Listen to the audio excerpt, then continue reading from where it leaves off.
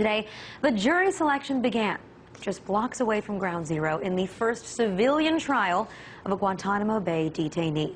It's the case of Ahmed Khalfan Ghailani. He faces 286 federal counts related to the August 7, 1998 bombings of U.S. embassies in Tanzania and Kenya, where 224 people were killed, including 12 Americans. Now, Ghailani is accused of helping deliver bomb-making components, including TNT and oxygen tanks, in a truck detonated outside the U.S. Embassy in Tanzania. He fled Africa with a senior al-Qaeda explosives trainer, and according to court papers, then remained an active participant in al-Qaeda as a bomb maker, a document forger, and as an aide to Osama bin Laden himself. He was then captured in Pakistan in July of 2004, held and questioned by the CIA for more than 2 years, and was transferred in 2006 to Guantanamo Bay. Now, Ghailani has pleaded not guilty and also claimed that he was subjected to enhanced interrogation for 14 hours over a period of 5 days, which one judge earlier said served compelling interests of national security. Now, if you remember, there has been a lot of debate as to whether or not others like Ghailani should be tried in military commissions or in civilian courts. And many are seeing this as that first test case. But I guess the real question that we have to ask is why a test is needed to begin with. Well, joining me from Chicago is attorney Kelly Saindon, partner at Belongia, Shapiro and Franklin. Kelly, thank you so much for joining us. Now, let me get this straight. I want your opinion. Do you believe that he should be tried, Ghailani, in a civilian court or in a military commission? I think he should be tried in a military commission. This is a terrorist. He should be treated as such, and he should be treated like we're in a time of war. He should not be afforded rights of our citizens. But we have tried other terrorists in federal courts. In fact, I think that 150 suspects of terrorism have been convicted in federal courts since September 11th, and only 3 people have ever been convicted with military commissions. So how is this case any different than those 150 others? Well, this case is different because it's a sensitive issue. It's someone that's specifically tied to Osama bin Laden.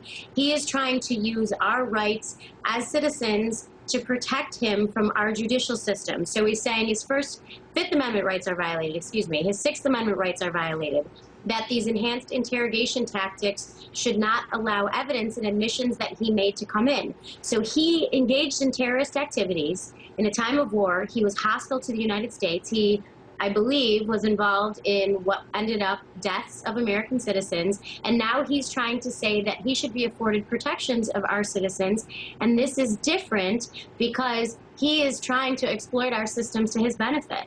But just remind me, in 1998, when this bombing took place, were we at war? In 1998? I guess it depends on who you're asking, because there were announcements that the war was over, and announcements that there's always been an ongoing war. So it depends on whether you look at a terrorist activity, especially one that's United States embassies on foreign soil being bombed, as a war or not. That's how you define it. I think that's, one of the problems here, too, is people are saying that with this global war on terror that we're fighting, that has become so expansive, you don't know when it began, when it might end, you don't know what border it even touches, it somehow seems to span all borders, then it seems like anything goes. I mean, what happened to the fact that this is America? This is a country with a strong justice system, a country with a rule of law that we very much respect and are proud of. Why do we just throw that out the window now? Well, I think the reality of the situation is people are incensed that individuals that allegedly are terrorists, that admit to being associated with terrorist activities and terrorist groups, are being afforded protections. So the victims weren't protected, but now they're getting special protections from our citizens, taxpayers, individuals here.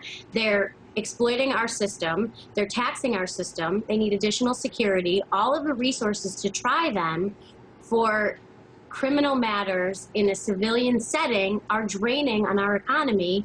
And if it was the military, they have their own tribunal, and they actually understand the tactics that were used with the interrogation, the warfare, and a lot of this stuff is so confidential that in a civilian trial, it never sees the light of day. But, there's been a lot of problems with these military commissions. I mean, to begin with, they're fairly new, right? There isn't exactly, this is kind of uncharted territory, and a lot of attorneys out there will be the first to admit that this isn't necessarily the best U.S. system, that the federal courts have a better track record, that they've given harsher sentences. And, you know, not to mention, it takes a lot of money also to fly everyone out there to Guantanamo Bay just for these commissions. It's not like that's much cheaper for the taxpayer. Regardless, money is being spent here. You're right. I mean, there's pros and cons with everything, but the reality comes down to, do these federal trials work? Are we now going to import in the 174 Gitmo detainees and try them all on U.S. soil? So we're going to bring them into our country. I don't quite see what the problem is, considering we've already tried 150 suspected terrorists on U.S. soil. Why is it now that it's become such an issue? Well, if we import 174 of these individuals and put them in a holding cell in New York, you're not concerned that there's going to be some sort of blowback or some terrorist activity over that to stop them from confessing secrets, to abort our justice system, to create more turmoil, that we're going to have additional military in there to protect them? Well, I don't really see how having them on U.S. soil or on Cuban soil in a little jail cell makes any difference. Obviously, the fact that we're detaining people illegally, that our country has been torturing people, that's not good press all over the world. I agree that it's not good press, but I don't think that there's any other way to go about it. Do you really think if they just walked in and said, "Sir, tell us what you did," he's going to volunteer information? Well, in fact, if you look at the case of the underwear bomber in December, they read him his Miranda rights, and he did, in fact, comply and, and answer the questions. So there is proof that you don't need to torture people. You don't necessarily need to detain them. You can work within the rule of law and the system that this country has built, which is what makes it great. I have to say it again. I don't necessarily disagree with you in that particular case, but he wasn't successful. He didn't bomb the plane. This was somebody who got caught in the process. He was unsuccessful, and I think he wanted to get his story out there. Had he been successful, he wouldn't be alive to be able to avail himself to our protections. You have to remember that.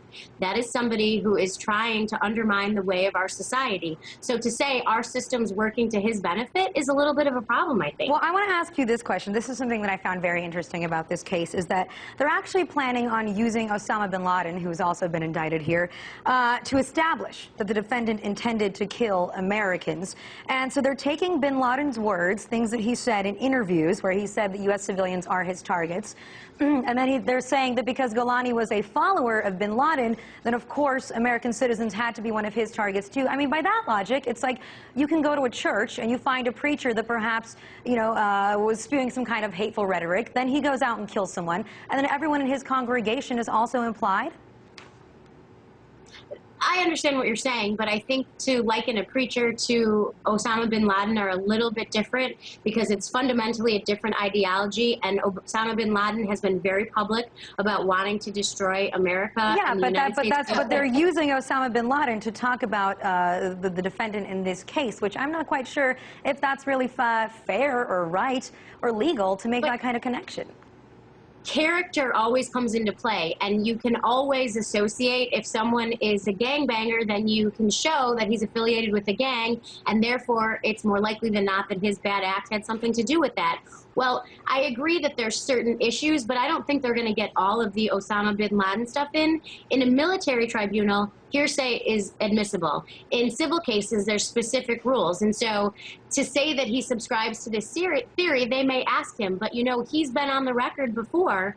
Now, Ghailani saying, well, I didn't know I was going to kill Americans. How does that make it okay? He knew he was involved in a scheme to bomb a U.S. embassy, and so his defense is, I didn't know Americans would die?